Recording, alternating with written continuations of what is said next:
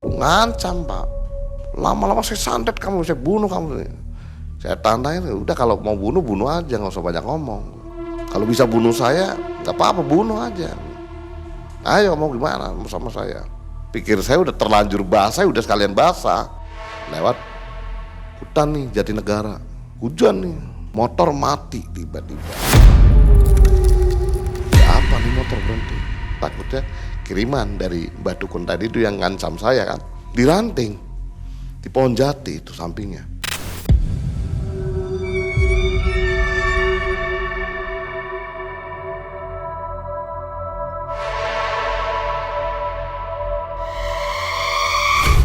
Itu udah jarang yang lewat situ, itu udah malam udah nggak ada. Saya harus bertemu dengan jawara-jawara tua situ juga. Mereka datang berbondong-bondong ke kantor ke kita, minta pekerjaan sambil mengacung-acungan golok. Balik semua itu, saya mabok, saya apa, saya lakuin. Kondisi saya mabok pun kalau saya masih bisa melafadzkan ayat suci Al-Quran, saya tetap sholat. Hati ini udah berat untuk bekerja di leasing, itu sebenarnya udah berat. Ada niat untuk berhenti? Ada kenyataan untuk berhenti. Ya, pasti saya ada kenyataan untuk berhenti. Karena ya saya pengen cari yang lebih nyaman lah mungkin, yang tidak menyusahkan orang lain.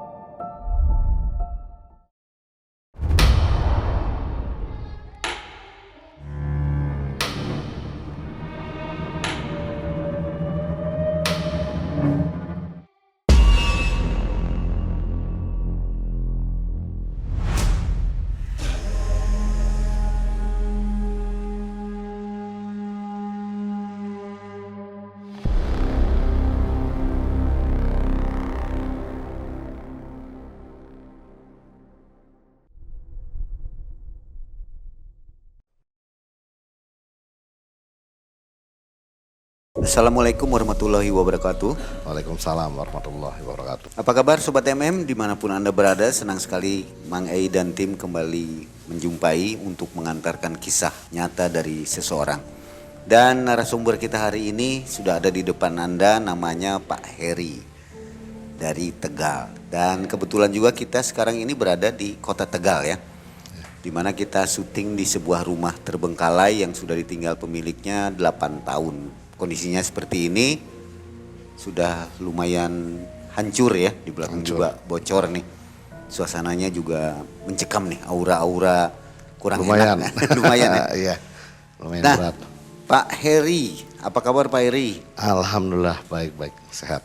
Terima kasih sudah mau berbagi kisah di Malam Mencekam. Sama-sama. Kisah yang Pak Heri mau sampaikan ini tentang Pak Heri itu begitu nakal ya waktu muda. Sampai Betul. dengan tahun berapa Pak Heri? Saya itu kalau kenakalan dari tahun 90 ya. Dari 89 atau 90 itu udah mungkin kalau orang Jawa bilang nakal, beling, badung ya. Luar biasa lah pokoknya. Luar biasa. Oke. Saya dari Ditahan dulu Pak Heri, nanti kisahnya disampaikan.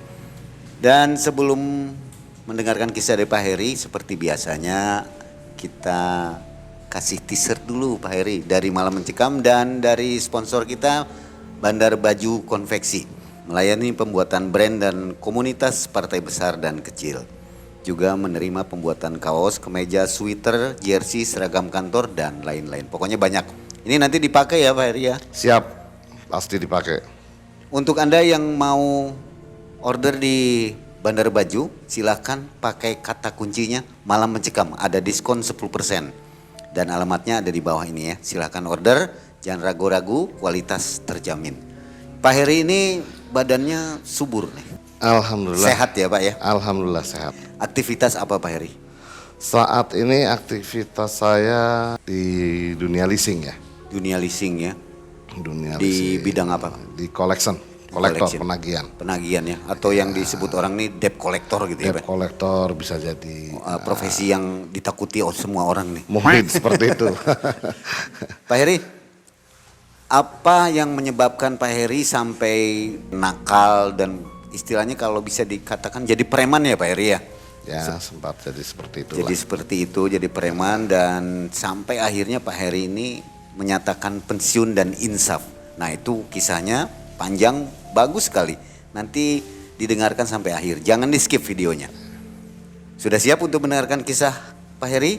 Ini kisahnya. Begini Maing, pertama kali itu saya ya mulai nakal itu mungkin di tahun 89, kurang lebihnya tahun segitu. Di saat itu memang saya ditinggal sama orang tua. Agak sedih nih ya, karena saya masih kecil ditinggal sama orang tua ke Jakarta. Ya mungkin orang tua meninggalkan saya karena mungkin saya sendiri juga udah nggak mau ikut orang tua. Saya sendiri juga mungkin katakan nakal. Umur berapa itu? Ya sekitar 9 tahun. Itu saya waktu itu masih SD aja, 2 kali saya dikeluarkan dari sekolah.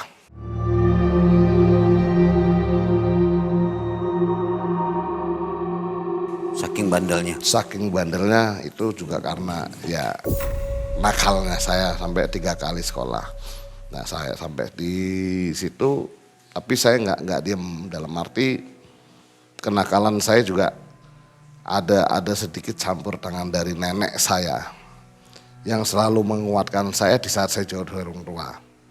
Selalu mengajarkan saya untuk selalu beribadah, jangan tinggalkan sholat apa segala macam. Jadi ya mungkin kalau dibilang imbang kali ya, 50-50. Nakalnya dapat, ibadahnya mungkin tetap jalan gitu kan. Sholat harus 5 waktu, puasa Senin Kemis atau mungkin yang lain-lain. Nah sampai saya di tahun 91 saya berusaha untuk menenangkan diri sendiri tapi tetap gak bisa. Masih aja terus nakal. Nah, singkatnya cerita itu saya nakal terus sampai tahun 96 nenek saya meninggal. Nah dari situ kenakalan saya itu mulai memuncak. Gak ada kontrol sama sekali. Dari situlah saya hidup kayak sebatang kara. Hidup di mana aja, kemana aja. Pokoknya berusaha hidup dengan cara saya sendiri. Tidak ada campur tangan dari orang lain. Dari keluarga atau mungkin dari orang tua pun gak ada. Ya orang tua udah jauh. Sekalinya ketemu paling lebaran lah. Saya ketemu orang tua saya. Sampai akhirnya itu saya di backup sama om saya. Dari kenakalan saya itu. Dia cuma memberikan satu wejangan ke saya. Senakal-nakalnya kamu, sebadung-badung, sebajingan-bajingan kamu harus dapatkan kertas dari sekolah. Nah, saya nggak tahu itu apa itu kertas waktu itu. Tapi setelah saya tanya sama om saya, yang dia maksud ijazah. Karena dari ijazah itulah nanti yang akan menghidupi kehidupan saya di mendatangnya, kehidupan mendatang. Nah, saya berusaha untuk seperti itu. Di SMA pun tahun 96 itu saya udah sekolah sampai 6 sekolah atau 7 sekolah, dikeluarkan terus. Ya alhamdulillah sampai saya dapat 1 ijazah Pak Ing. Saya dikeluarkan karena ya baru 1 hari udah berantem gebukin orang. Baru masuk berapa hari berapa minggu gebukin guru. Pokoknya nggak kontrol di situ saya, sampai saya dikeroyok berapa orang, udah itu nggak ada hitungan. Hanya om saya yang membayang-bayangi saya. Datang sekali waktu, cuman kasih omongan sedikit, tapi ternyata masuk. Gitu. Nah dari situ saya setelah tahun 99 itu saya udah mulai lepas dari Tegal. Saya lepas dari Tegal, saya masuk di daerah Kerawang, tepatnya di Pasar Johal, Jalan Otista. Saya di situ. Saya berkumpul sama anak-anak situ, ya kehidupannya seperti itu tetap. Nakal aja terus nakal. Nah, dari Pasar Johar saya pindah lagi ke daerah Cimone, Perum. Ya, sampai Cengkareng, keliling kota Jakarta. Padahal ada orang tua di situ pun saya nggak pernah datang ke tempat orang tua. Karena saya lebih suka hidup dengan cara saya sendiri. Mungkin pada saat itu bisa dikatakan saya udah nggak ada nama di keluarga saya itu. Singkat cerita saya punya pacar ya, orang Tegal yang sekarang jadi istri saya. Ya dia yang mungkin memberikan saya masukan. Saya menikah dengan istri saya di tahun 2002. Nah, menikah saya tahun 2002, saya merantau dengan istri di daerah Banten. Tepatnya desa Tegaltong, belakang stasiun Krenceng, Cilegon. Di situ saya hidup berdua dengan istri, tidak ada sanak saudara atau teman. Benar-benar kita berdua sampai kita punya anak 2 di situ. Sepanjang perjalanan saya dari tahun 2002 sama istri sampai dengan tahun 2008 selama di Cilegon, ya lumayan banyak juga kisah yang saya alamin karena hidup saya memang murni di lapangan, banyak di lapangan gitu. Bisa ceritakan kepada kita apa saja nih sepak terjang kisah-kisah misalnya berantem atau bagaimana untuk gambaran? Ya kalau pertama kali saya di Cilegon waktu itu saya kerja di satu pabrik ya di daerah kawasan Kia Krakatau Steel. Saya sebetulnya sebagai security.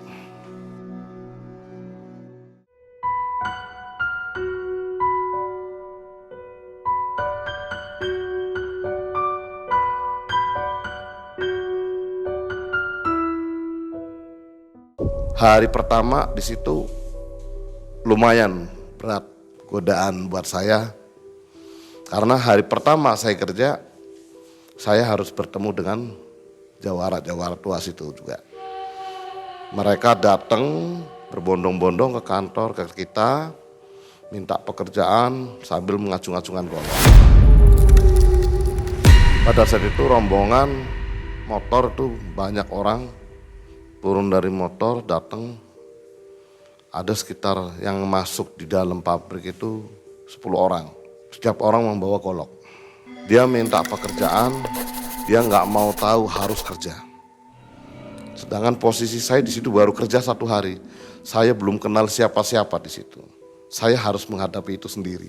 Tapi alhamdulillah dengan keberanian yang saya punya, saya hadapi mereka ya dengan negosiasi yang baik, alhamdulillah mereka juga bisa mengerti. Tapi sempat mereka udah golok itu lepas nih paing nih dari sarung nih.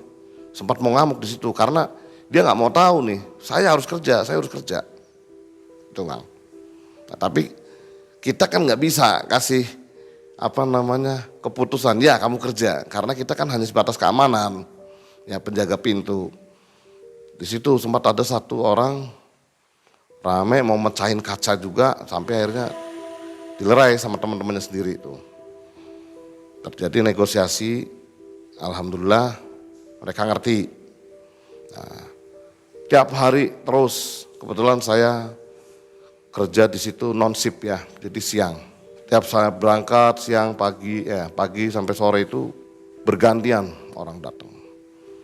Ya lumayan saya sempat berpikir wah mati muda ini saya di sini. Saya sering ribut dimanapun tapi di sini saya sempat down karena yang saya hadapin ini orang-orang Banten yang jelas mungkin setiap orang mungkin tahu ya orang Banten itu seperti apa. Untuk masalah kekebalan atau untuk apa. Atraksi itu di depan saya golok dibacok-bacokin ke badan. Tapi ya prinsip saya berani. Saya pegangan sama yang bikin hidup aja sama Allah dah. Dengan kejadian tiap hari mereka datang satu persatu, kita saling kenal, saling tegur sapa baik. Tapi alhamdulillah saya juga bisa masukin beberapa orang dari mereka kerja di situ. Yang akhirnya notabene mereka itu jadi tambah baik, jadi kawan. Terus saya punya partner juga di situ, namanya Kang Junet. Ya. Kang Junet itu Jawara tua, asli Jawara tua, rumahnya daerah Grogol. Jadi saya ketemu dia jadi partner, sejalan sama dia. Dengan keberaniannya saya jalan situ. Kebetulan preman-preman tua, Jawara tua di situ sama Kang Junet itu memang hormat, benar-benar hormat. Hampir sekawasan Krakatau Steel itu dia yang pegang. Karena dia punya nama. Kedekatan saya dengan dia, saya juga pengen punya nama gitu loh. Nah, saya mulai merangkak di jalan ke lapangan nih, mulai bermain limbah, apa segala macam di sana. partner saya selama di Cilegon, Banten itu sama Kang Junet. Ya, hubungan saya sama dia pun sampai detik ini masih bagus, masih sering komunikasi. Ya di sana saya sampai jadi pengamanan truk tangki molasses yang dari Lampung masuk ke wilayah Serang, Banten, itu udah tanggung jawab saya. Ya, saya ikut sertakan Kang Junet, megang misalnya pengeluaran limbah dari pabrik mana butuh keamanan, saya yang bantu backup teman-teman supaya tidak ada anarkis. Karena tradisi di daerah sana, setiap perusahaan yang mengeluarkan limbah itu enggak segampang itu, walaupun sudah ada surat resmi dari pabrik tersebut untuk mengeluarkan barang dikirim ke Jakarta atau kemana itu tidak semudah itu. Pasti di depan pabrik itu preman banyak, jawara itu banyak, nggak 1-2 orang. Jadi mereka itu pasti punya kekebalan. Atraksinya mereka ya golok dipacok-pacokin ke temennya dia sendiri, ke badan dia sendiri. Itu atraksinya dia. Secara otomatis tamu-tamu dari luar kota yang beli limbah di daerah situ kan gentar melihat yang seperti itu. Semacam debus gitu kan. Saya deketin mereka. Akhirnya ya alhamdulillah nih, mereka deket dengan saya. Saya coba lobby ke dalam lagi. Akhirnya dari pihak perusahaan atau mungkin dari pihak pembeli memberikan sedikit rezeki untuk kita-kita. Tapi kalau dari pabrik atau dari pihak pembeli tidak memberikan itu, ya udah, nggak bisa keluar itu. Itu pasti di daerah sana itu seperti itu. Nah, untuk mengatasi hal-hal itu, kan Pak Heri ini jadi keamanan. Ya. Otomatis Pak Heri itu kan punya bekal lah istilahnya, kalau orang bilang ilmu kebal lah atau hasil tirakat apa. Pak Heri ini sebenarnya punya lelakon apa dulunya nih? Kalau saya sendiri gini, Maing, saya sebetulnya nggak punya apa-apa. Saya punya keberanian dan keyakinan saya sama yang bikin hidup, sama Allah. Dan kebetulan pada saat itu mungkin sebelum-sebelumnya yang tadi saya ceritakan tahun 90 itu saya rajin ibadah, sholat, tirakat atau mungkin apa. Mungkin dari situ yang kata orang-orang tua itu ketempelan atau gimana, karena sering saya seperti itu, sering tirakat atau mungkin apa gitu kan. Saya sering itu puasa Senin Kemis nggak pernah putus, Maing. Puasa 40 hari, Rebo Pon, Kemis Wage, Jumat Kliwon saya nggak pernah putus. Itu rutin tiap hari, sholat 5 waktu saya nggak pernah putus. Walaupun dibalik semua itu, saya mabok, saya lakuin. Kondisi saya mabok pun kalau saya masih bisa melafadzkan ayat suci Al-Quran, saya tetap sholat. Jadi kalau orang bilang STMJ itu ya? STMJ. Sholat terus, maksiat jalan gitu? Maksiat jalan, 50-50, impas. Ya. Ya mungkin dari situ. Ya dari Gak situ punya memang, bekal apa, ilmu apa, atau besel atau? Kalau ilmu, kalau besel itu saya memang punya, bukan nggak punya. Dan itu pun bukan saya beli atau saya minta, itu bukan. Ya dari saya mungkin sering puasa, ibadah itu kan, datang sendiri, Maing. Oh, dengan sendirinya datang? Dengan sendirinya datang. Saya lagi di jalan, ada orang tua nih ngemis minta-minta, saya ajak makan, saya lagi makan, saya ajak makan. Ya, saya bayarin. Ntar dia udah selesai, dia ngasih sesuatu. Contoh kayak cincin ini saya pakai ini.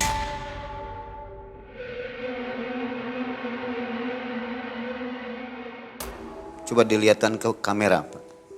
Barangkali ada yang tahu nih, sobat kita. Cincinnya. Ini cincin, ini bukan cincin biasa nih. Ini saya dikasih tahun 93 ini. Apa itu jenisnya? Batu aja. Saya nggak tahu jenisnya. Ini saya dikasih cincin ini, dikasih batu ini, ya saya pakai. Amanatnya dipakai aja buat jaga diri. Efeknya ke Pak Heri apa? Efek ke saya ya tenang aja, ngadepin apa aja tenang. Jadi nggak ada sedikit pun gentar tuh nggak ada. Apa yang saya lakukan, apa yang terjadi sama diri saya itu saya selalu tenang, yakin. Dan banyak sekali yang lainnya kayak kulit kijang, menjangan, kulit macan, bulu macan atau apa, banyak. Bahkan saya punya pun dari kenang-kenangan ya, dari orang tua. Saya bermain di daerah Cilegon, ada dapat golok ciomas juga. Ada saya simpan di rumah. Keris juga ada. Kalau yang saya mampu, saya terima. Maksudnya saya rawat. Tapi kalau menurut saya nggak mampu, saya selain lagi ke orang tua, saya titipin. Karena saya juga nggak mau nanti ada efek samping ke anak istri saya gitu loh, Mang. Jadi benda-bendanya semua yang dikasih ini bertuah ya. Bertua. Kalau Pak Heri nggak pakai cincin ini, apa rasanya? Biasa, udah biasa. Kalau nggak dipakai? Nggak dipakai biasa, Pak. Karena kayak mungkin udah kayak menyatu gitu ya. Cuman saya nggak pernah yang namanya nggak pakai cincin, Pak. Selalu pakai. Nggak harus ini. Ada beberapa cincin, banyak cincin. Itu pun rata-rata pemberian. Bahkan kalau saya serak nih, Main, saya serak sama ini. Cincin yang saya dapatkan, tanpa Main minta pun, Main, kenangan dari saya nih. Banyak teman-teman yang saya kasih. Nggak 1-2 orang. Asal ada, Erik, wah bagus cincinnya. Wah, ini pakai nih. Karena saya pengennya berbagi gitu loh, Pak. Saya pengennya berbagi aja. Karena buat saya teman itu ya segalanya. Teman itu segalanya memang. Rezeki kita itu ya ada di teman juga gitu loh. Nah jadi setelah itu Pak Heri mulai masuk ke dunia collection ya. Oh, koleksi. Penagihan. Itu banyak kejadian-kejadian yang di luar nalar. Ya, awalnya itu gini, Mai. Saya itu pengen ada satu perubahan ya. Karena saya udah ya capek lah dibilang ya, sebetulnya kerja capek di dunia, di jalanan seperti itu, udah kesana sini. Ya yang saya dapat ya itu aja gitu loh. Kasihan anak istri saya juga kalau harus makan-makannya seperti itu kan. Di lapangan tuh sering ditinggal saya lah. Ribut sama orang, datengin polisi apa segala macam itu udah, istri saya udah gentar gitu, Mai. Nah, saya kasihan nih sama anak istri nih, saya juga pengen berubah kan. Nah, satu ketika istri ngajakin pulang, saya di sana di Cilegon udah mulai sih di debt collector tuh sama orang juga tuh, orang bantu-bantu, tapi ya nggak fokus gitu, hanya sebatas bantu-bantu aja.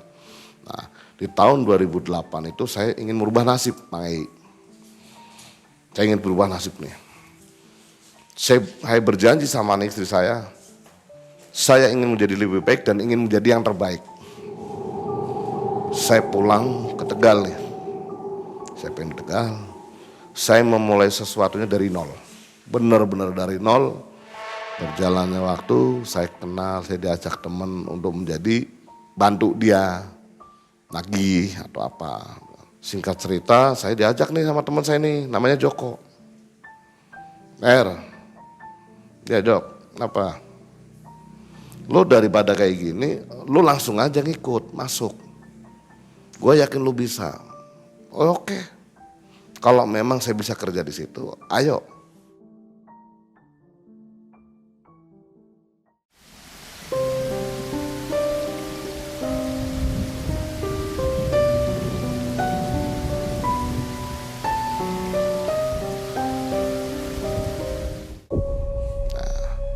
Dengan susah payah nih Mak ini masuk kerja di leasing ya. Itu pertama saya masuk di Tegal dengan harus kita kerja pasti ada jaminan nih. Saya berpikir gini Mak, kerja di leasing itu kita kerja gaji ya Mak, 1 bulan sekian katakanlah. Nah, kalau cuman kita mengharapkan gaji 1 bulan, ya mau sampai di mana? Gitu. Kita pasti kerja mengharapkan bonus lah kalau kata orang sekarang dia bilang bonus. Nah, kalau di leasing itu kan bonus itu dari kinerja kita. Kalau kita dapat performan yang bagus, ya otomatis dapat bonus. Kalau enggak ya nggak dapat. Gimana caranya supaya performan saya bagus nih Mai? Sedangkan posisi saya itu nagih konsumen atau nasabah itu yang tunggakannya udah di atas 5 bulan, Mai. Bukan 1 bulan, 2 bulan, 3 bulan, 4 bulan, bukan. Udah 5 bulan ke atas. Sampai yang 1 tahun, yang 2 tahun itu saya nagih. Wah ini kalau gini caranya saya tagih, mana rumahnya udah kosong, Mai. Gak ada orang, udah sepi, udah sowong. Saya harus lagi kemana ya? Ada yang rumahnya udah rata jadi tanah, nggak ada orangnya. Akhirnya saya berpikir mereka itu kan punya keluarga Mai, ya. Punya saudara sepupu atau bibi atau paman atau siapapun. Saya cari gali informasi itu. Ya, yang jadi sasaran itu mereka. Yang saya temuin itu, saya gebrak semua. Akhirnya saya dapat informasi, katakanlah si Amir nih, saya cari si Amir. Amir nggak ada nih main nih. Saya cari saudara-saudaranya. Ya akhirnya saudara-saudaranya jadi korban dari ininya saya, keganasan saya gebrak-gebrakin saudaranya semua. Akhirnya saudaranya telepon ke sini, ke sana sampai tahu keberadaan si Amir ini di mana. Nah, saya temuin nih Amir nih. Nah, misalkan waktu itu saya ketemu Amir tuh di Jakarta, saya kejar Jakarta. Motor ada nih. Saya berpikir gini, kalau kamu makan, saya nggak makan. Kalau saya pengen makan ya, saya nggak mikirin kamu. Gitu. Jadi motor saya ambil aja udah. Mau ribut udah sikat aja motor, dapat duit. Satu motor tuh 300.000 loh. Ya, sebetulnya nggak sebanding dengan apa yang saya lakukan kan, taruhannya kan lumayan. Kalau saya dikeroyok di situ tuh Pak, saya ambil aja motor nih, saya bawa. Ya. Di Semarang juga sama, di Jogja saya ambil juga. Ya, kalau dipikir, saya pikir gini, satu motor 300.000, 10 motor, wah lumayan nih 3 juta nih. Tambahan dari gaji nih, ya kan. Dari situ main, ganas saya nggak peduli. Kau mau makan mau enggak saya nggak peduli, sikat aja udah sikat dah, bodo amat dah. Dia nggak punya apa, punyanya apa TV, kulkas, jual, ambil duitnya. Tak jual sama dia, duitnya ambil sama saya. Yang penting dapat duit aja, dapat duit itu aja. Lumayan apa ya namanya, kalau resiko ya nggak sebanding gitu. Cuman ya itu tadi memang saya berpikir kalau saya diem, saya lunak ya percuma saya kerja kan. Orang di sini saya kerja itu ya harus dapat duit. Kerja dari pagi pulang pagi. Karena yang saya hadapin tuh bukan orang yang diem di rumah. Sampai ya sempat nih akhirnya istri saya marah nih. Karena ya nggak wajar lah kerja dari pagi sampai pagi gitu loh. Tapi saya punya prinsip gini, saya pengen jauh lebih baik kehidupan saya ketimbang yang lalu gitu loh. Dari hasil keringat saya hanya berpikir saya kerja. Ya alhamdulillah nih berjalan waktu saya nagih seperti itu, ribut dengan orang, ribut tarung, berantem itu udah nggak ada hitungan itu Mae. Keluar saya dari kerjaan ribut nih. Terus saya diajak nih Mae, ada temen dari Semarang nih. Bos tower, saya diangkat sama dia. Lo daripada nganggur, ngikut saya taruh di sana, suruh ngawasin gudang. Dia bos tower nih. Saya di sana suruh jagain aja. Kerja enggak, Mae. Cuman ngawasin orang, kerja enggak ngelakuin apa-apa. Pakai baju kayak gini layaknya orang kerja kan harus rapi. Pakai baju rapi diomelin. Saya digaji gede. Ya, rokok dikasih, makan dikasih. Wah ini saya memang aja kerja makan gaji buta, nggak enak sama teman. Nah, dengan alasan apa? Saya kabur nih, nggak mau saya di situ. Nggak enak kan? Cari sama dia lagi, situ lagi, kabur lagi. Kabur lagi, rumah lagi, cari lagi kerja lagi, masuk ke leasing lagi, Mae. Saya di situ sempat saya udah mau ngedrop nih, dalam arti saya nggak mau di leasing kok kerjanya kayaknya ini banget gitu loh. Tapi saya nganggur, saya nggak bisa kerja. Akhirnya saya berpikir, udah mana-mana yang siapa duluan yang datang ke rumah saya nawarin kerjaan, saya ambil. Yang datang orang leasing lagi. Nawarin lagi leasing. Akhirnya saya masuklah leasing lagi. Di situ udahlah berarti memang rezeki saya di sini nih. Udah saya cari rezeki ini.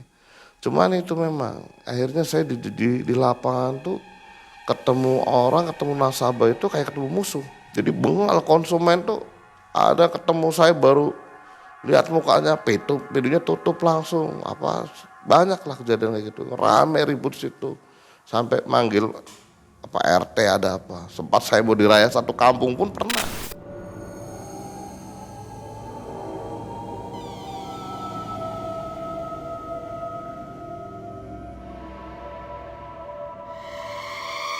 Di daerah Pengarasan tuh. Saya nagih situ motor mau saya tarik manggil ke tetangga satu kampung. Tapi kemenangan saya dia udah nunggak 2 tahun. Udah gak wajar kan. Tak tarik ya alhamdulillah RT-nya masih kooperatif. Akhirnya dia melepaskan unit, tertarik sama saya. Yang saya cari ya seperti itu untuk mendapat tambahan penghasilan. Ada kisah Pak Heri pernah nagih konsumen tapi orang-orang tersebut orang-orang berilmu. Itu gimana kisahnya Pak? Oh pernah itu main.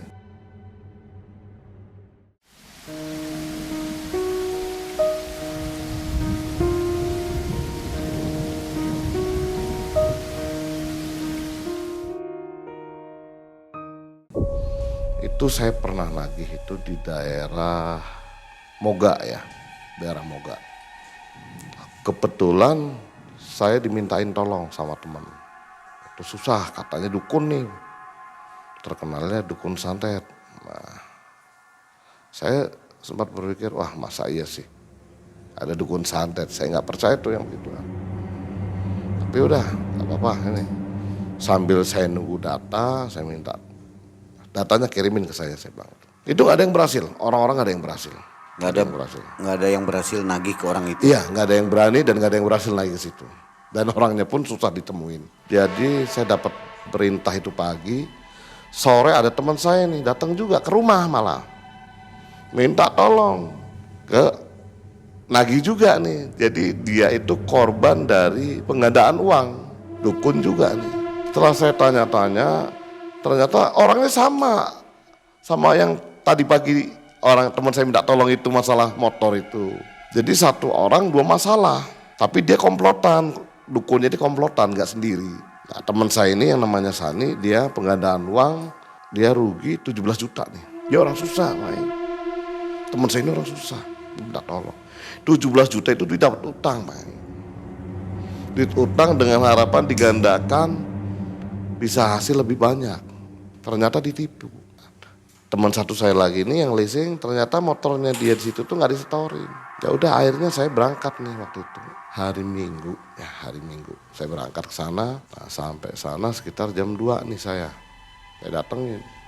Saya assalamualaikum nih, temu ibunya, buka pintu, buka dorong ke depan. Saya ngadep keluar, nggak ngadep ke dalam, saya bakar rokok. Tiba-tiba pintu ini nutup sendiri, Mai. Nah, saya pikir, loh pintu nutup sendiri, refleks saya pegang, saya tarik. Setelah saya tarik, nggak ada orang di dalam. Maksudnya, wah bener dukun nih kayaknya nih. Berarti dukun nih yang dari tadi, bener-bener dukun ini mah. Ayo coba dulu lah temuin. Bu, mana bu? Bapaknya mana? Keluar nih bapaknya. Saya berpikir, apa mungkin dia udah tahu ya saya mau datang. Namanya dukun kan ya. Mungkin dia bisa mencium ada mau tamu yang mau nagih utang atau mau gimana kan. Itu yang pertama saya bahas tuh ketemu Pak Dukun tuh. Saya tagih, Pak, saya atas nama Heri, saya mau nagih utang teman saya yang namanya Sani. Ini KTP-nya saya tunjukin nih orangnya, ini fotonya nih orangnya, saya bawa saya tunjukin. Bapak nipu teman saya penggandaan uang. Udah 17 juta nih. Sampai sekarang mana? Gak ada hasil. Nah, saya kesini cuman mau minta uangnya aja yang 17 juta dibalikin. Saya ngomong baik-baik. Tapi responnya dia langsung marah. Kamu siapa? Saya gak ada urusan sama kamu. Saya gak kenal kamu. Saya pergi. Saya ada surat kuasa. Ya. KTP asli pun saya bawa. Saya tunjukin semua surat kuasa. Jadi kalau Bapak mau bicara seperti ini ada surat kuasanya. Mau bayar apa enggak?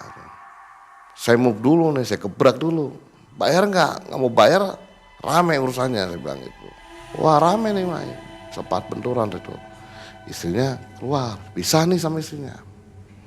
Saya bilang, Bu kalau misalnya nggak mau bayar, apa yang ada saya ambil, saya bilang. Apa yang ada di rumah saya ambil. Saya nggak ada urusan. Nah, akhirnya nggak tahu gimana, dia bayar nih. Rame sampai jam berapa itu ya, sekitar jam 4 apa ya. Jam 4 lah ya, bayar tuh. Bayar Bang, saya kantongin nih Bang. 17 juta. Waktu itu bayar uang cash sebesar 15.500.000 uang cash. Sisanya yang 1,5 juta handphone. Saya nggak tahu nih handphone harganya berapa. Udahlah saya ambil aja udah. Jadi uang cash sama handphone saya kantongin. Saya bikin perjanjian dah lunas Pak ya. Jadi jangan ada masalah. Nah, setelah itu saya buka masalah satunya nih, masalah motor Karisma. Saya tanya lagi, ribut, ngancam Pak. Lama-lama saya santet kamu, saya bunuh kamu. Saya tandain, udah kalau mau bunuh aja, nggak usah banyak ngomong. Kalau bisa bunuh saya, nggak apa-apa, bunuh aja. Ayo mau gimana, mau sama saya. Nggak tahu itu dia benar atau enggak, saya nggak tahu dah. Pikir saya udah terlanjur basah, udah sekalian basah. Nah, saya tagih, ternyata dia bahasanya beda. Saya hanya atas nama. Yang bertanggung jawab, yang megang motor itu bukan saya. Kebrak Ramis itu, akhirnya dia mau bonceng sama saya.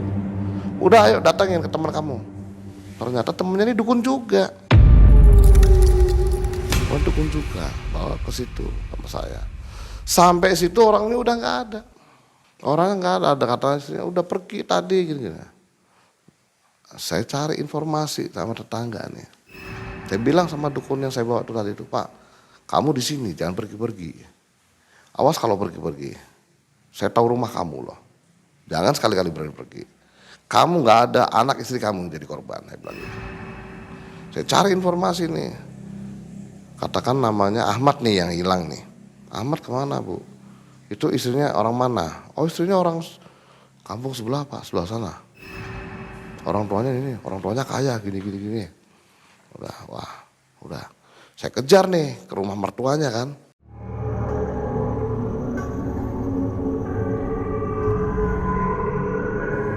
Kejar ke rumah mertuanya. Mertuanya bilang nggak ada, memang mertuanya nggak tahu, keluarganya nggak tahu. Tapi feeling saya ini ada di situ gitu loh. Feeling saya ada di situ. Saya cari nih, muter ke belakang, dia ngumpet. Ada di kayak gubuk buat kayu-kayu bakar tuh Pak. Nah itu Pak Dukun tuh ada di situ. Ketemu, oh ini orangnya, udah saya pegang. Saya boncengin, saya bawa balik ke rumahnya dia. Rame di situ. Dukun ini sama dukun ini rame. Berdua rame sendiri, saya rame situ, saya gebrak lagi meja situ. Karena saya takutnya gini, mereka ribut itu untuk pengalihan supaya saya nggak bisa apa-apa. Saya gebrak aja, saya nggak mau tahu dah. Intinya gini, mau diberesin apa enggak? Kalau nggak diberesin ya udah, rame urusannya. Saya bilang, alhamdulillah nih, istrinya keluar. Udah Pak, saya tanggung jawab. Tanggung jawab dasarnya apa Bu? Mau tanggung jawab? Ntar saya minta sama orang tua saya. Ya ada, saya bawa ke rumah mertuanya. Kita berempat nih ke rumah yang tadi saya temuin dia ngumpet tuh, ke situ ke rumah mertuanya. Udah kita bikin pernyataan nih. Dia akan mengembalikan motor besok pagi.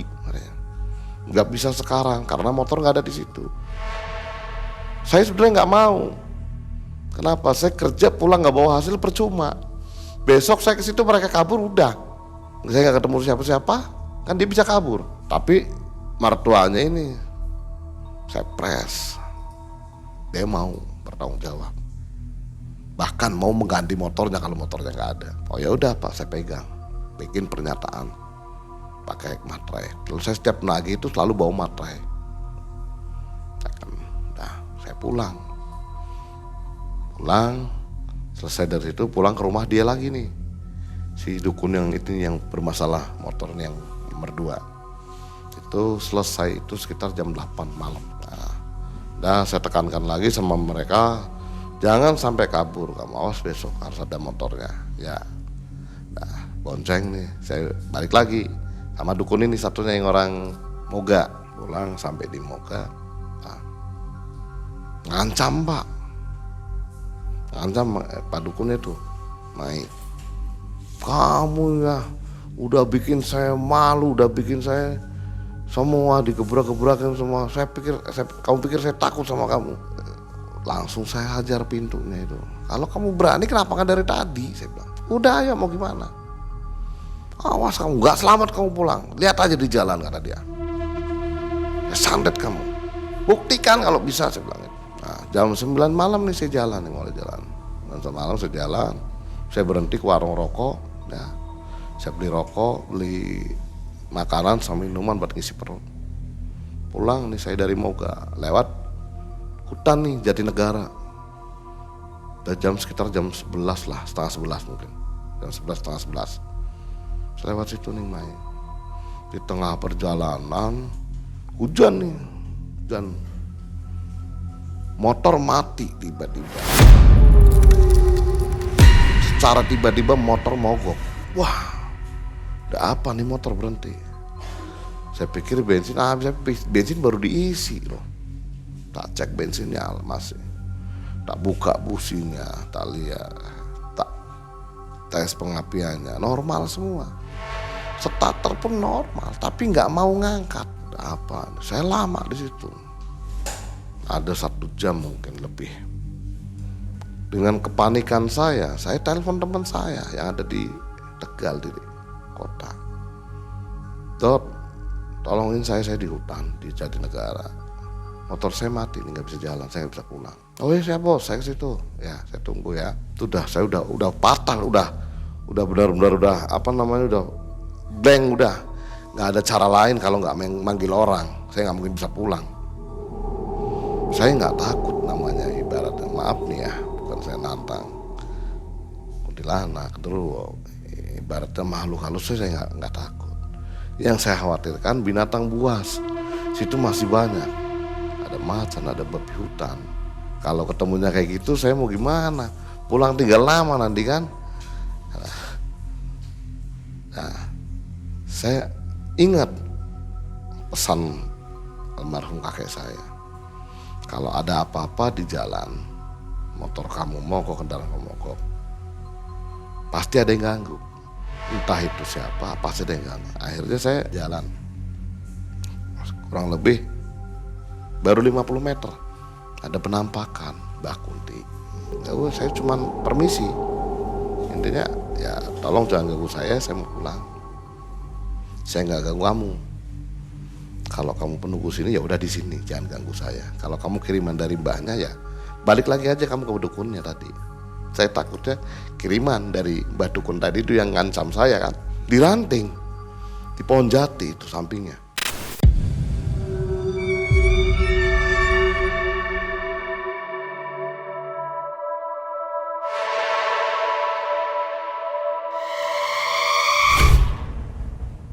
Jadi sebelah kiri ya.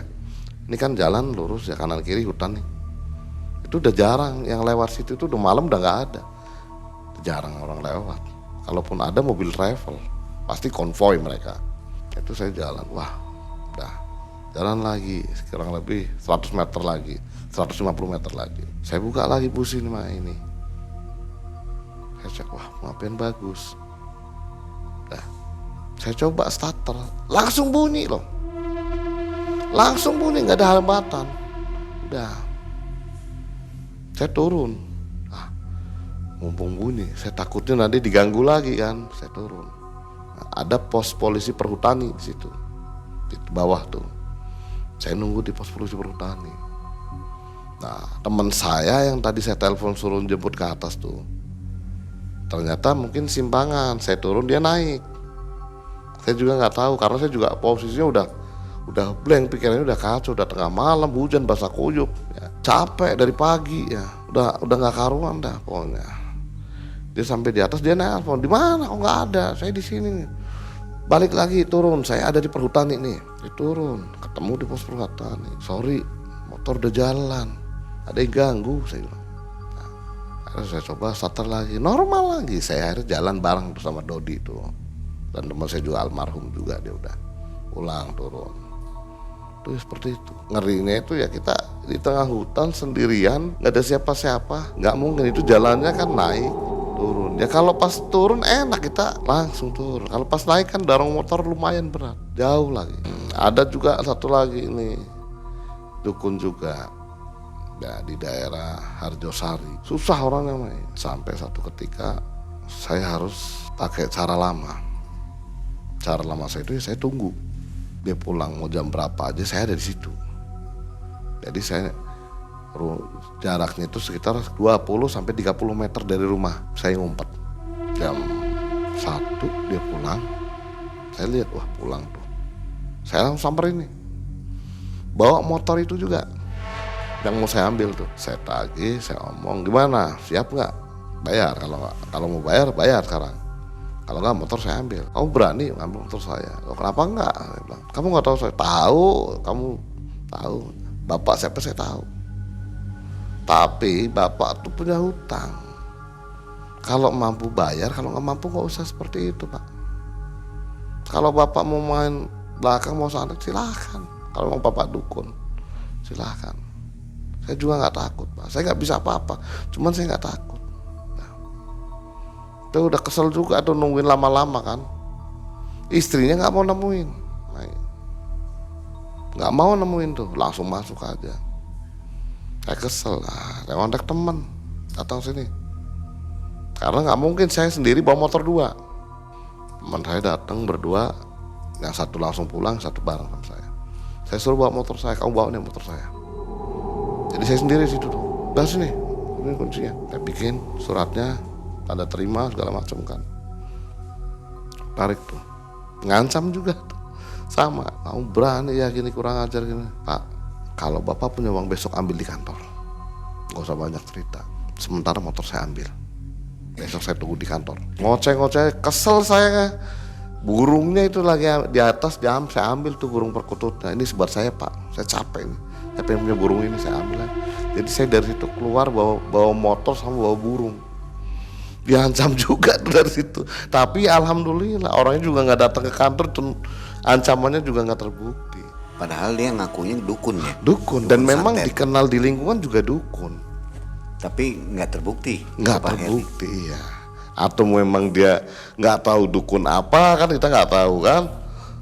Dukun cabul bisa ya. Bisa jadi. Apa dukun pijat juga bisa jadi. Setelah dari situ katanya mulai insaf nih. Mulai menurunnya. Ya. Berjalannya waktu saya juga berpikir, wah, yang saya lakukan ini sebetulnya salah. Karena ya memang walaupun mereka salah, tapi sebetulnya tidak harus seperti itu.